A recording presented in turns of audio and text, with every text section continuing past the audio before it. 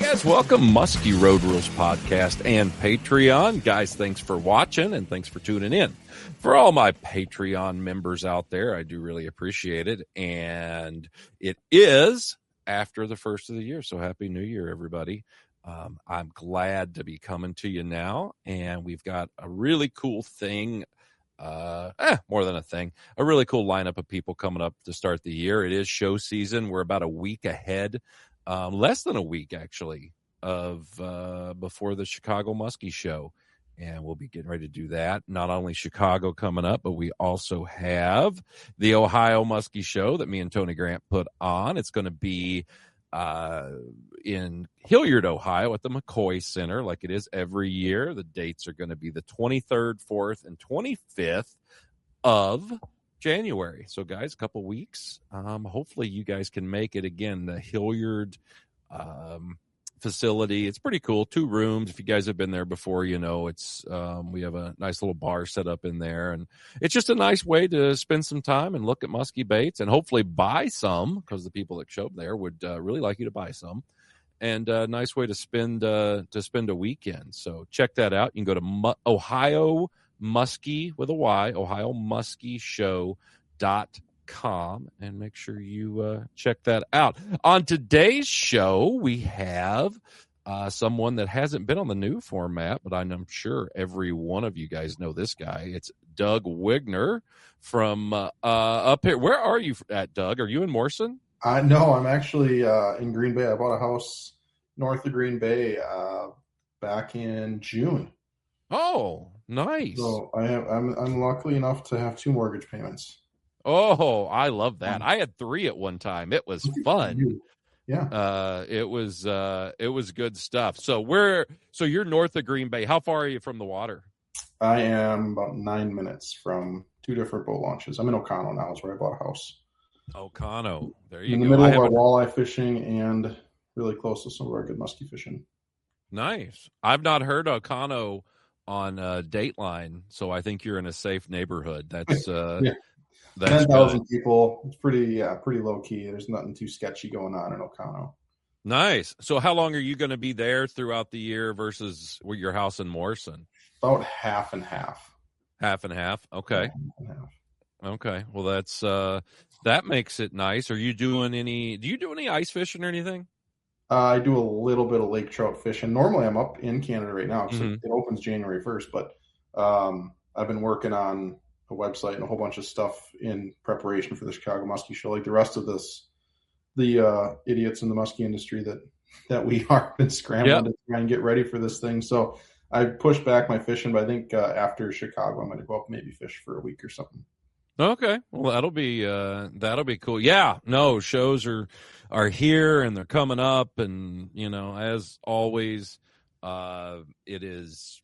I'm never ready, never prepared. It's just, you know what? Let's see what happens. It just happens. That's part of it. It just happens regardless if I want it to or not. Yep. So that's it. Well, Doug, let's talk about 2025 season. Yeah. I know I kind of mentioned to you in the, before we got on here, let's talk maybe 3 or 4 baits that you really liked last year. And let's go over maybe the who, what, when, and why. And what does your season entail, Doug? How, kind of go through your season here with the people that don't know you. Yeah. So, I'm a multi-species guide. Muskies are definitely my favorite and what I spend the majority of my time doing, but I start guiding in the middle of March for walleyes and do a little bit of bass fishing. And then we get on to our muskie opener here in northern Wisconsin is Memorial Day weekend, so the end of May. Mm-hmm. So I'm normally here in Green Bay for about first 2 weeks, and then I go up to Canada for the Canadian opener, 3rd Saturday in June, and then hang out up there till about the middle of August, and then come back to Green Bay for about a month, and then go back to Canada somewhere like beginning of October and stay till it freezes. Gotcha. Well, that's yeah, I know the travel scheduling very well. I've been doing it a long time, and it is something that can be rewarding and can be fun, but it can be awful tiring as well too. Doing the driving all over. Look at these headphones; they're not even straight on my head. They are not. I look. Oh my God! You just rolled No, out of bed. That's what you look like. I definitely feel I couldn't find my hat. I'm standing here, my hair, it's greasy. My face looks like, as I told you, expired yogurt. It's I'm doing good now. I'm winning. You look great. I Oh like the God. shirt. Actually, I love the shirt. I love the dodgeball shirt. Yeah. This is what I always tell people. I mean, everyone in life, has a mistake. I could be yours. Sign up for the Patreon, please. Yeah. So we have that out of the way. Mm-hmm. So let's talk about your, you've kind of went through your season there. And what were the lures last year that were like, what really stood out for you? Yeah, so the ones, I mean, I wouldn't say there's anything that's like super out of the ordinary. I tried to pick, I picked a topwater, a bucktail, and a rubber bait, which really covers a lot of what I do. I'm not a huge jerkbait fisherman or glider fisherman. A little bit of crankbait stuff, but the one I had the most fun fishing last year, and I 100% credit you to this, Greg. Yay! Yeah, 1,000%. Because I ran into you. We generally run into each other on Lake of the Woods here and there, and I always make sure to stop and talk to Greg because you never know what's going to come out of your mouth. And it's I don't enjoyable. either. It's enjoyable, so I always make a effort to stop no matter what, no matter how good they're biting or if they're not biting, and I just need someone to vent to. Hey, vent to me. I love it. I feel like we do a good job of venting, but CBJ, this isn't a new lure by any means, but this, I stopped and talked to you. We were in where the heck were we? We were at in front of the house that had the old church bell in it. Yes. In near Schoolhouse Point. Yes, near Schoolhouse Point. And Greg, who is it? Your customer? Is it Talbert? Talbert, right? Talbert. The guy you hit the rock with. Yes. Okay, so it seems like every year when I stop and talk to you, he's in your boat. Me and Talbert fish a lot. He's great. I love that dude. He's awesome. But he was like had a CBJ strapped on, and you're like, this bait has been the deal. He's like, I've got 6 other ones in the boat, but the one he has on is just catching. And I had been catching a couple fish on top water, but the water was still a little cold, I thought, for something quite that big. And so to see you throwing that and you were having confidence in that, I was like, all right, well, whatever. So we actually ran back down to Morrison because we just went up there for the day. Went back down by my house, and I think I strapped on a CBJ that night, and I think I caught 2 fish on it, and I didn't take it off like the next 3 weeks. It was just fun. I mean, topwater fishing's as fun as it gets, and it's something I don't do a lot. I'm such a bucktail and rubber guy that and the topwater thing isn't a huge confidence bait for me. I mean, it's probably number 3 down my list, but it was just super fun. But I think the one thing we can all talk about is obviously the extended split rings here, or the daisy chaining of the split rings to get the hook to click. For me, it was a big deal. I don't know if that's what you guys had going on or not. Yeah, no, I don't really run them anymore without having that. I'm sure I probably should at times, but it's just a confidence thing. I like hearing that noise there, and with the Cannonball Junior and that big hook, you can really get a good tick out of it like that. Now with like the your deal on what I'm mumbling, I don't know why.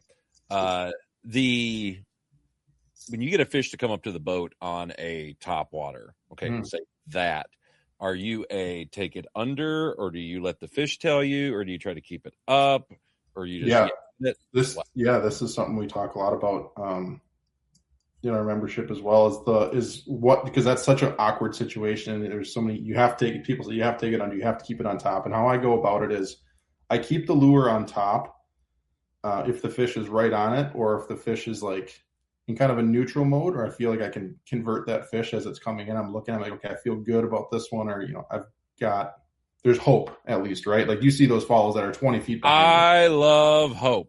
Big hope guy. Yes. So I definitely start on top, just due to the fact that generally your lure's been coming in on a straight retrieve. If you see the fish coming, you can do the little S turn with your rod out there, but you don't get that nice hard 90-degree turn like you do in your figure eight. So I keep it on top to start.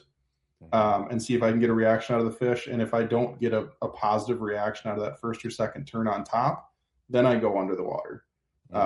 And then, just to show them something different. So we've had a straight retrieve on the top, we've had a figure eight on top, and now we're going to do a figure eight subsurface, just to try and give them a couple different options, but not throw everything. Don't show your hand before you have to. Okay. So in the question, is Doug Wegner a top or a bottom? He's a top, folks. We just learned that. I love making him laugh. God, I love it. So you've also on the back of that dude, is it because you haven't fixed it yet? 100%. That's just from use. Yeah. I'm the same way. No, I'm the same way. And and this is something that I didn't know, but I have experimented with. Do you ever experiment with different types of shrink tubing? Or do you just do the one? I like the ones that you find that has the adhesive in them. I like that too. And so the reason I didn't switch this, and I think you and we haven't talked about this, but I think we might be kind of on the same wavelength here, is I lose a ton of confidence when I replace this shrink tube, because it's going to hold that rear bead in a different position, and how that tail squeaks on it.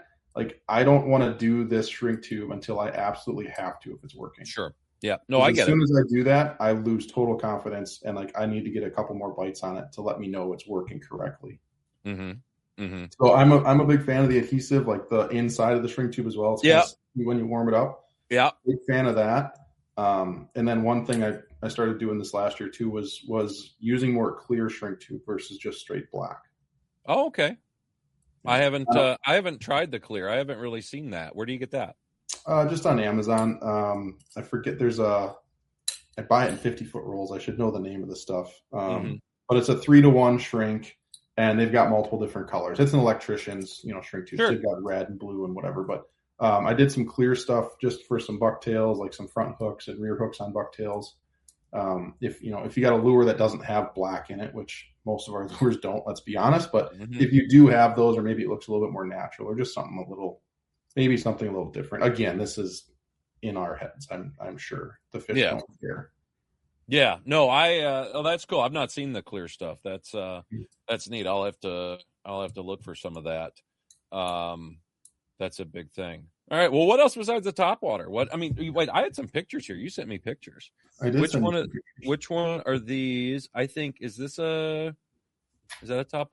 Oh, that's the Ohio Muskie show. Which yes. Right there. Yes, that is a topwater fish. It's a who are these time of day? Who are these children? These are, they have to be related because they look just alike. They look like they came from an Abercrombie ad. Who are these children? So this is actually hilarious. So, would you know Lee and Tiffany Lukoski, like the Crush TV, the hunting couple? Yes. Yes. These are their children. Oh, okay. So, really good kids. This is Cameron and Reagan, and Lee and Tiff came up to hang out at the house for about 5 days. So we went out fishing, and this was a 50.5 or 50 3/4 incher out by my house that we caught right at dark. Just came up, and I didn't even see the fish. I just made my first turn on the top, and the fish came, when I looked at the footage, the fish actually came from underneath the boat and ate it, and it scared the crap out of everybody. And that's the biggest one the kids had ever seen. Cameron actually caught his first muskie, I think the day before.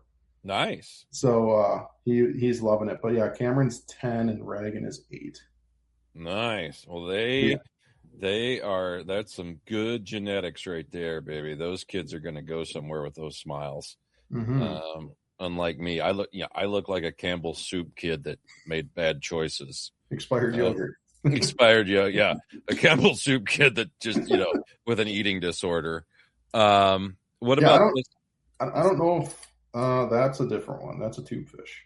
Okay. We know what tubes. Well, what about this one? No, that's a bucktail fish. That's tube fish. Damn it, bucktail fish. There we go. That's topwater? There's topwater fish. Nice. What is that? What's the story on this guy? Just early. So that last one we showed was right at dark. This one's a little earlier in the morning, probably 7:30, something like that. Mm-hmm. Sun's just starting to get up, so low light, and it was just on a big rock extension. This is in Sabascong, and I call it the best spot in Sab. It's just a big giant extension that sticks out in the middle of the basin. It's a little bit deeper than I think what a lot of guys fish. But one thing if electronics, I think, have taught us anything is how far these fish are willing to come. Mm-hmm. And I don't need to throw, I have total confidence throwing a top water over 12 feet of water. That doesn't bother me one bit anymore. No, well, that looks like a dandy. Yeah, I think that one was like just over 49 or something like that. It was a nice one. No, good deal. What's the next? Let's see what other baits you got there. So I guess we talked about the tube. So the tube, Red October tube. I don't think this is. I'm sure you and I both absolutely love tubes. I know. Is that a Jeff Bogser? This is a Jeff Bogser. So this is actually a Thorn custom color. This is a color I did with Jeff and with Thorn Brothers. This is a color I designed called Perfect Perch. So my biggest pet peeve in the muskie industry is that all of our perch colors are green, like lime green. Like perch are not lime. This is a perch. It is gold with black bars, and it has orange pec fins and an orange anal fin. This is a perch. I caught 3 perch yesterday through the ice. Wow! And they were perfect perch. They were 7-barred perch. We were looking for an 8-barred, but we didn't know that just because somebody told me that was rare. But they were 7 bars, and it was exhilarating.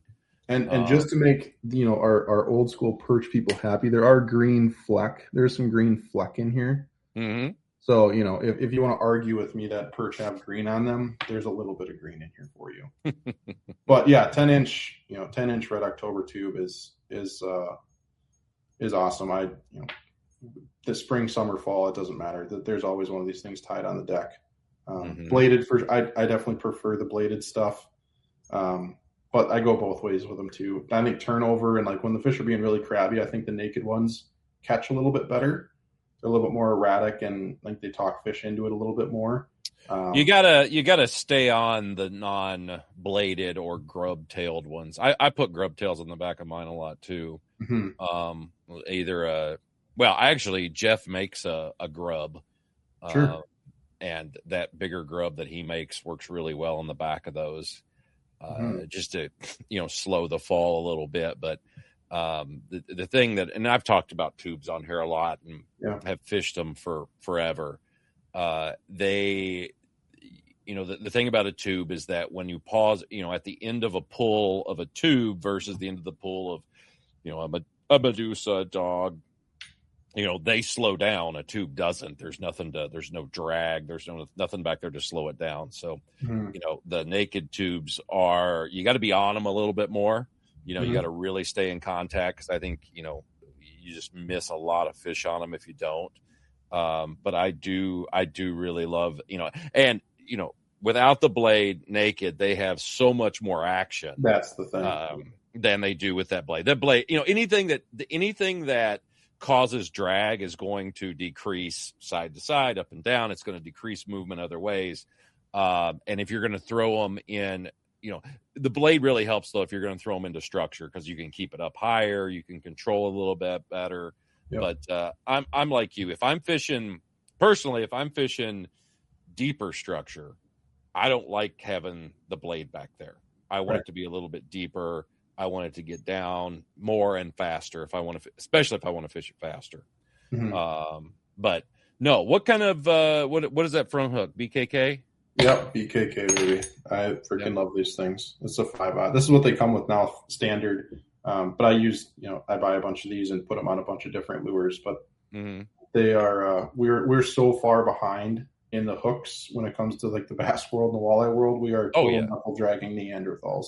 And that's what musky fishermen are. That's what we are in general. But with our hooks, like, we are so far behind. Oh, yeah. I've been using those. I like those, and I like the old Blood Run hooks, too. Those were really good. You can't get them anymore. They're hard to get. But the BKKs, I've switched a lot of my stuff out to that. Yep. And I like the 5, but I like the 4, too. I think the 4 is a little less girthy. And I think it's easier, it depends. Sometimes they're easier to penetrate than those bigger number 5s are. And then is that the mid-depth rig? What rig is that? Yeah. So, it's a mid-depth 2-ounce head in here. Yeah. Yeah. Okay. Yep. That's one I like. But what's also cool about that is if you want to add weight to it, all you got to do is put a chaos weight or something like that on the front, and Yeah. you Yep. can make it heavier or lighter or whatever you want to do there. Yep. Yeah, we like some of my rigs. I'll put like two bucktail beads and an egg sinker back here, and you'll get a little shifting and clicking and Mm-hmm. moving. Just inside the tube itself too. I mean, there's so many things you can do with tubes. There's such cool baits. They're so versatile. I mean, Mark's slogan is the best one out there. Like superior versatility is the deal. And it's cool to talk to you about them because I know you've been fishing them since like they came out. I think I actually had some of the originals. My first fall fishing tubes, which I think was 04, maybe 05. You were 3 months old. Yeah. And I got I think I had the biggest I got a 55 on Mille Lacs in 04. Wow. I think, or maybe 05. I don't know. I was wearing wool pants. That's all I can really tell you about it. And it came off Banana Reef on the south shore of Mille Lacs, and it was on a white tube. And that was back when the rigs were terrible. I mean, they were very archaic. Yeah. And I was pretty much you had to, and I didn't like what was being made, so I made my own. And but no, I've caught tons of fish on tubes. That's probably my most confident bait. For sure. Up north is a tube. Now, in the spring and real dirty water, I don't throw them that much. But when it gets to, clear water, especially up north, weed bed, rocks, stuff like that, a tube is by far my most confident lure. Yeah. Because I just think we can catch fish on them in all different conditions. For sure. Especially with the different type of rigs. And, I did really well this year on shallow rigged ones. I caught a lot of fish on shallow tubes this year. And so I was pretty happy with that. Those primarily? Do you fish those primarily naked or bladed? Bladed. Yeah, I want to keep them up, or a grub. I really like a grub back there. Grub, yeah. That little extra flare and stuff. I like at the end of the pull, I like it to kind of slow a little bit, just for helping people detect strikes and hook sets and stuff. And I think that works really well. I like to throw them with an extra long rod, a 10-foot rod, so I can steer them, and I know how to make them, especially in shallow water. I can steer them around cabbage, steer them around, different type weeds and stuff. And they've been really, really, really nice. So, and what other colors? I mean, do you have any more colors that Thorns is doing, or? Yeah. So I'm actually in the process of working with Mark on a new one right now. We were hoping to get it out for show season, but he had enough. His orders are just insane. I mean, we could argue this is the hottest bait muskie fishing right now, but I think hopefully for next year we'll have that released. But I love just the old school walleye ones, right? Just the gold body and the white tails are great. There's a silver one. I think it's called Black Diamond that Thorn Brothers sells. It's like a silver and a little purple and like smoke to it. I do really well on that one. More so in the falls when I throw that one, but the perfect perch. This one I throw all year long, and it works really well for me. I'm not a big white tube guy. I know everybody throws white tubes, like just straight white. I'm not a big straight white guy. I don't know why. I'm just not. I'm definitely more so. It's this, a walleye, or that smoke colored one. Yeah, no, I get it. I throw white down south quite a bit, and have done really well on that. I agree. I'm probably the walleye, just that gold baby muskie, old school, no paint job pattern. I actually had Jeff on the podcast last week. Oh, nice. And we talked about. This is the baby muskie blank. So this is baby muskie with perch over it. Yep. Yeah, I have him make me one that I had him make it for me for going to Iowa because they have a lot of yellow bass in there. And I said, "Can you make me a yellow bass?" And he's like, "Yeah, maybe." And he painted up what he thought yellow bass would be. It looked great, but it actually, it's funny. it looks just like a Lake of the Woods crappie. Exactly. Oh yeah, like super gold and yellowy. Yes, yeah. It is a Lake of the Woods crappie. And when I came back after the tournament there in Iowa, we did really well on that stupid yellow bass tube. And I guess because it looks like a crappie, or or maybe it was just moving in front of a fish that wanted to eat. There was that too. Yeah, but color, we can have the color argument. I think that's the last factor that I kind of look into. Sure. I think profile presentation is more the deal. Mm-hmm. Mm-hmm. The last, if you truly want to tune it in, I mean, color is a big deal, but it's the last part of the equation, in my opinion, at least. Yeah, no, I'm not a big. I think color matters, but I don't think it matters to the point of other things. For sure. And I think maybe when there's a ton of pressure, color might come into a little more of a factor. But when you're not dealing with a lot of pressure, it's not the biggest deal on that. But what else you got there? I know you had some bucktail stuff. You like? Wait, no, we're going to show a tube fish here. Is this tube? No, that's the top water one. No, hold on, right there. That's bucktail fish. Damn it! I'm really bad at this. We're gonna talk about all of them. There's a tube fish. All right, a birch fish. Yeah, nice. Where's this at? That is on Lake of the Woods. That is a 51 or 50 and a half incher and a figure eight. Second turn of the 8. It's freaking awesome bite. Just absolutely destroyed it. Just a really beautiful fish, right? A little light period, probably like that 6:30, 7 o'clock time frame, which is honestly probably like that's my favorite window. Like I like the window like the hour before the sun hits the trees. It's kind of like my jam. Mm-hmm.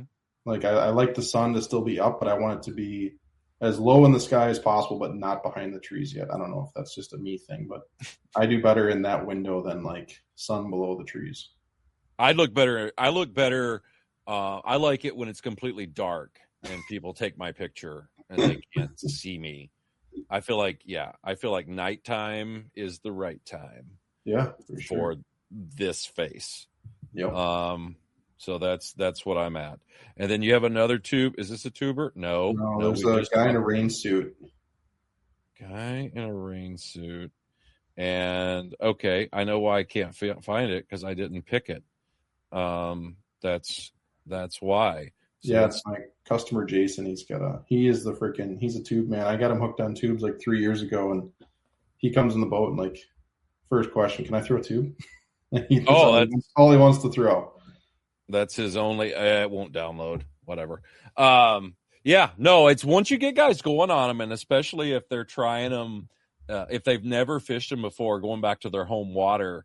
If it's a water that hasn't seen a lot of them, it's pretty amazing. Because they'll and if they give it time, they'll definitely find out that it's something that they need to be throwing. Yeah, he works it really interesting. We call it the Lombardi hop. He's not like it's not a sweep. It's more of like his rod isn't tucked up underneath his armpit really. It kind of just like runs down his forearm, and then his wrist it's all in the wrist, and he does this little. Like it looks so painful. I don't know how I couldn't. My body. I'm past the age at which that would happen. That would be able to happen very long. He gets freaking bites. Like they bite it. So the one thing I will say, he gets by far the most bites of anybody in my boat throwing a tube. But he does struggle a little bit with feeling his bites just because he's allowing so much slack in that line. Yeah, he's getting more of the bites and that bait's more freely working. He's definitely getting better at it. And even this fall, when he came up with fish, he was trying to keep more of a tight line, and he wasn't doing his same hop, and he wasn't getting his bites. I'm like, Jason, like, I don't care if you lose them, but like, we got to get the bite. That's what's got to happen first. Before you have an opportunity to lose them, you need to get the bite. So like, sure, I don't care if you miss some bites. Just you'll figure that out just with more experience and more time. And he's not green by any means, but he hasn't been doing it a super long time. I think he's taken it seriously for probably 5 years now. But he's growing and he's getting better. But yeah, how he works it is pretty interesting. But he gets bites, but it's all in the wrist, and it's this little Lombardi hop. He doesn't move the bait a lot. It's a short little hop, and they freaking love it. Well, I mean, if you can find that, that's if you find that little sweet movement, it's pretty amazing what you can get into. Let's talk some bucktails here. Yeah, I just grabbed a handful of ones out of the shed, but the one you know what the bait. So a lot of you know what this is, but yep. A lot of the bucktails I throw, and I think we talked about this just for a second too before we get on, but like it's just taking components or taking lures that are out there and then making them your own and just doing little things to them. There's so much similar to a tube. There's so much you can do with a bucktail and a shaft of wire and all the components that go into these things and what make them special and unique. But I just had a ton of fun and caught a bunch of really nice fish throwing, just stuff I made myself. Now this is obviously based off of a ghost tail here. Double little, I think this is an 8 and a 7 fluted Indianas. But what I love with the ghost tail, like the ties on these are just incredible. Like the perch bars that get built into this and all the different colors and the little bit of marabou in the very front there. They're just such a beautiful little bait. You got a little bell sinker on there for weight, and then rebuilding these because like when these come, obviously the front hook, there's a 45-degree bend on the eye of the hook, and it's just put on the wire. I do like to rebuild them and do the double split ring with a bead, but it's just such a nice tie, and there's the split in between the front piece and the rear piece. And deer hair. I mean, we've all just been so accustomed to throwing tinsel, and it works really, really well. But I definitely like some different, I'm a marabou guy too. I love marabou as well. And then, whatever, just little teaser blades and whatever you can make on the back and do all kinds of stuff. But I love just making my own stuff. This was one. There's a picture of Jessie with a nice one right at dark that I sent you. She caught that fish on this specific bait right here. I think it's this one here. No, that's you. That's Jess. Yeah. Now the thing about ghost tails, I've always liked ghost tails. I've caught a lot of nice fish on ghost tails, but they definitely they run on the lighter side as far as weight goes, and adding weight and rebuild. And another thing too that I like, not all bucktails do this, but I like them tied on a coil so I can take them apart and rebuild them. Bucktails that are tied on a shaft are a little more difficult to deal with. But when they're tied on a coil, it makes life a lot easier to do that. So what was the story on this fish here? So we'd been seeing this fish on side imaging on the edge of a weed bed, and we just couldn't get the thing to do anything. It wouldn't move, it wouldn't bite, it wouldn't show itself. But we knew where it was, and we just went back now I just talked about how I don't like first arc as much, but we went back right at, kind of first arc or last light here.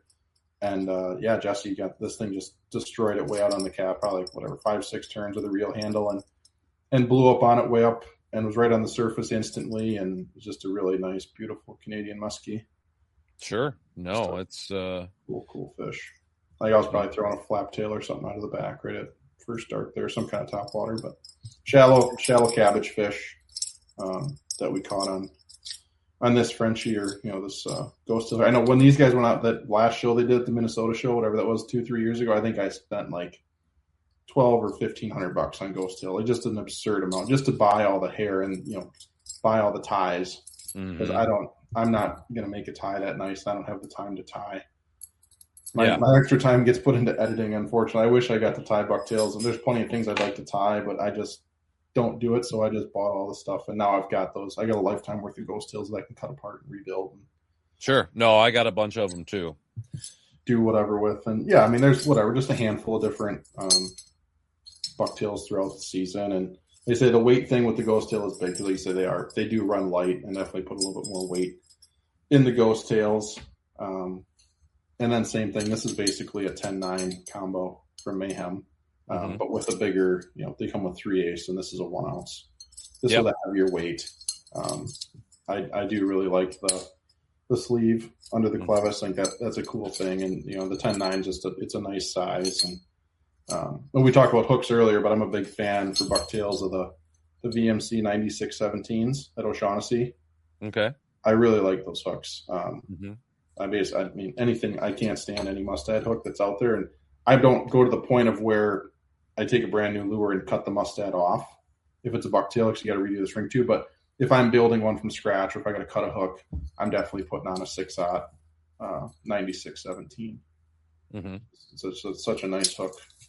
And then the front shrink tube, like we talked about before, this could be clear or black, but just not doing that so you don't get that big snarl, and your front hook is a big deal. And they're fun to play with. There's so many different things you can do with bucktails, and they're definitely my favorite lure to fish. Sure. And I just love build my own. There's a million different things you can do with them. And whenever I see Gregg throws a little Gregg bucktail in my boat. Yeah. You're like, here, and you're like, after I pull away, he's like, why the fuck did he do that? Look at this thing. It's a piece of shit.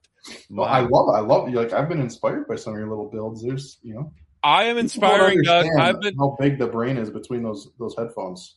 I am inspiring Doug. I've been telling that to people for years. I will inspire and destroy. That's what I do. So how with your bucktails, let's talk real quick. How are you fishing them? I mean, I know straight retrieve, whatever, but are you a big speed guy, or do you like to fish them deeper at times? Kind of go through thought process. Yeah, I would say it definitely depends on where I'm fishing. Time of year is a big deal. If I can, fishing fast is definitely my strength. I'm definitely a power fisherman. I like to burn. But when I can come back to a place like Green Bay, there's, very rarely do our fish want the blades cooking. That's a lot of like painfully slow, just enough to keep the blades going right above the cabbage tops. Those fish just get absolutely piss pounded by lures. And it seems like if you can put a lure a foot lower, if they have to travel a foot less up, which we talked about this with topwaters, but we're talking about Lake of the Woods pressure versus Green Bay pressure. Sure. A fish that's willing to come up, they're just a lot less willing, I feel like, to come up that far. And this is fishing a 5 or 8 foot cabbage bed, so it seems like there's a big deal. And especially one thing too that I pay attention to or talk to my customers with is like when we've got big waves, when we're fishing in 2-3 foot rollers, I want to make sure that bait gets kind of below the turbulence of that water that's moving.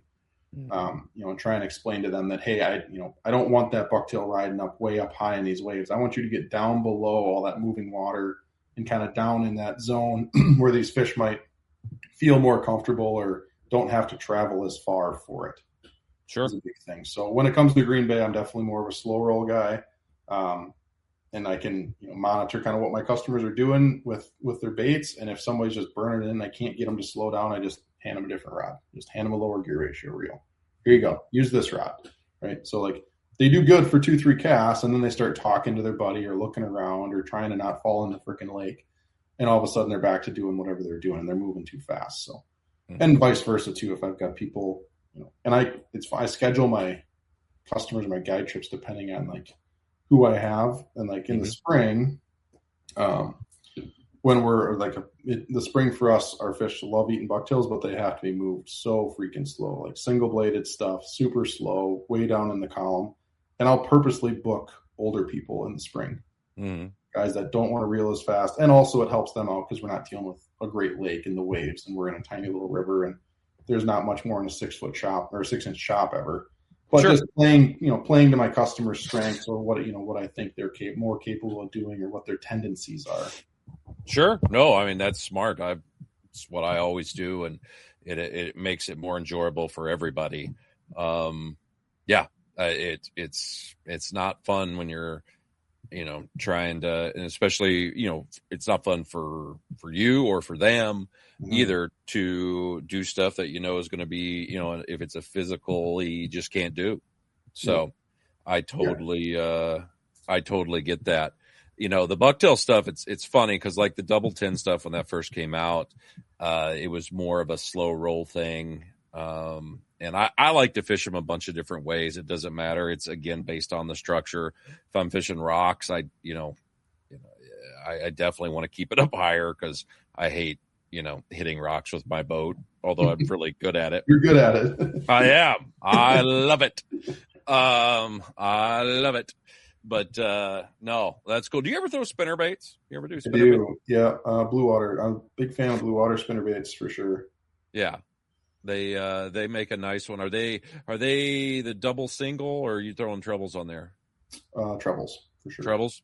Yep. Yeah. If I'm going to throw a single, Lydio makes them with the singles, but generally, if I'm going to throw a single, it's going to be a ace bait. Yeah. I did good last year on the lippy baits. It's guy Mike Kreger out of the Flatlanders chapter there. It's very similar. Oh you yeah, know, yeah. same wire, and it's got the tinsel on it. That's what we caught in the PMT in the championship. That's what we caught all our fish on. Oh, nice. They are, and I've done really good up, and their group when they come up always does well on those up here too.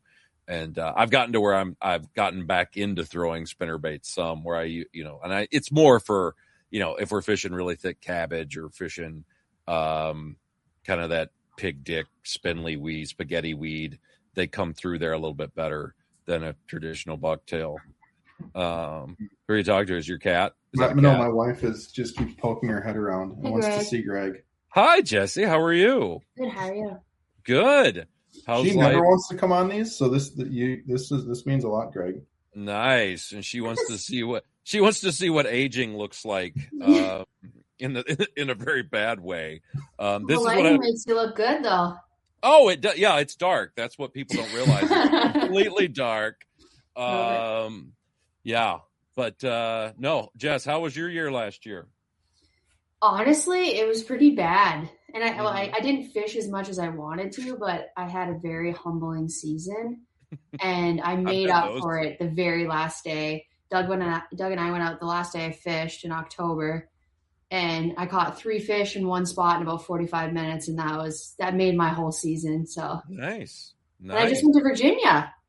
You just what? I went to Virginia 5 days ago. Yeah, for New Year's. Virginia is for lovers. What did you do down there? I didn't go. Yeah, I took my other lover, Gabby. Oh, nice. Yeah. What were you doing down there? Muskie fishing with, I went with Sam Scott. Okay, how was that? It was honestly a really cool experience. Doug's heard me talk about it a ton now, but I had a really good time. I'm not much like of a river fisherman, so that was a unique experience, but it was a lot more action than I was expecting. We did a lot of glide baits and stuff, which I'm not very good at or don't use a lot. So I, screwed up a bunch of hook sets and all of that kind of stuff, but we caught 9 fish in 2 days. So that was pretty sweet. Holy crap. Yeah. That's pretty good. Now, were you on the James or the new? We were on the new river. All right. Yeah. I've never fished it. I've been by it. I know guys that have gone down there and fished it, and it looks beautiful. I mean, it looks like a super, super cool place. I've fished in North Carolina on a couple of the rivers there in the winter. But right now I'm staring at snow and cold, and I'll be looking down an ice hole here in about 3 hours. So that'll be my extent. Yeah, that's why I went to Virginia, because I'm pretty sick of that shit, to be honest. Yes. How was the weather? Was it warm down there? Did you have nice weather? It was decent. I'd say it was probably upper 40s. The first day we went out was actually really windy. We had gusts up to 40, so it was the river was ripping pretty good, the wind. But what a great experience. And I can now say that I've caught more muskies than Doug this year, so that's really all I care about. And you know what? There you have it, folks. Yeah. That's all we needed to know. Yes.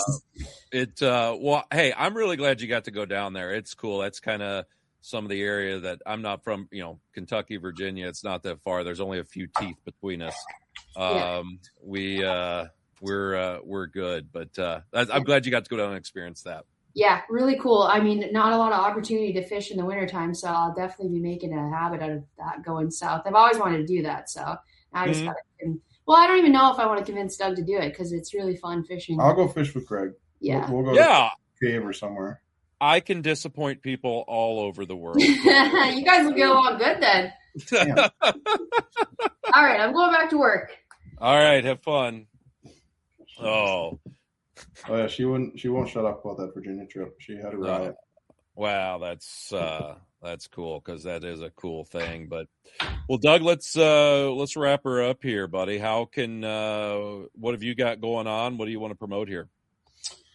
So the biggest thing what I've been working on every day since I got done fishing is we're launching a new website here, nextgenmuskies.com. It's going to be very similar to our, your Patreon or, paid subscription for information and a really in-depth look at a bunch of different products or scenarios, lures. I mean, everything and anything about it. I think, no matter if you guys are, on Gregg's Patreon or if you're on my paid platform with our Next Gen Muskies, there's a ton of amazing information in there for you guys. And for the cost that it is versus what you're getting out of it, compared to all the other lures and stupid stuff that we buy, I think there's so much value in that. And I think Gregg and I both put a bunch of time and effort into that. It's a way to support us, but we're really supporting you guys even more, I would say. There's so much good information. At least I know on our side of things, and I'm sure Gregg's is the same. I mean, the amount of knowledge that Gregg has from fishing all these different places across the country and everywhere is just incredible. And I think Gregg's, and in my opinion, one of the most well-rounded muskie anglers there is, if not the most. I'm blushing. Look, if you guys should be. I am blushing. Serious. Like you've fished everywhere. I know. It's just because I'm antsy. I'm fucking I'm the same. Like I mean, I'm not to that point, but like I can't fish Green Bay. I can't fish Lake of the Woods every day. I go nuts. Oh, I get it. It does. That is the thing with me is I do enjoy it, but you do get a little tired. And sometimes that's why you got to go. And for me, what can settle me down is just going to a different area. And that's what's kind of nice about Lake of the Woods. You can go, all right, you know what? I haven't been east in a week and a half. I'm just going to go down there, reset, and fish that. There's fish all over. We just got to, figure it out. So that's like me this spring. I'm going to do some time in Ohio and fish some of the Ohio lakes I've been hearing so much about. I've got guys that are interested in going and so we're going to go play down there. And see what happens. Are you going to be at the Chicago show coming up here? I will. Yep, we're going to have a booth for the Next Gen Muskies platform at the Chicago show. I'll be right next to Thorne Brothers, where I've always been the last 10 years. So if you guys need help on rods or reels or tackle that stuff, you can come find me, and we'll be right next to the Thorne guys, so we can get everybody taken care of if they got any questions on that. But we're going to be doing sign-ups and helping people get signed up for the new platform, and then we're going to be doing a guide trip giveaway. Nice. With anybody who signs up is going to get entered into a draw. So looking forward to the Chicago show. I put a bunch of effort and work into this stuff and want to try and get this thing off the ground and rolling. Yeah, that sounds like a winner, man. All right. Well, hey, Doug, thanks for coming on here. And guys, last but not least, I'll be at I'll be at a bunch of shows, but I'll be at the Chicago show, the Ohio show, and blah blah blah blah blah. And if you guys are at the shows, make sure you stop by Thorne Brothers booth, like Doug said. Pick up some rods. I've been fishing their rods forever. I know Doug has too. And check out their deals. If you can't make the show, check out their website at thornbros.com. And guys, the Gill fishing products, I've been using that. And I really like their rain suits and stuff. They seem to, if it rains, I don't get wet. I guess that's the best thing I could say, except for in the crotch when I ripped that out one day, and then then it does get wet.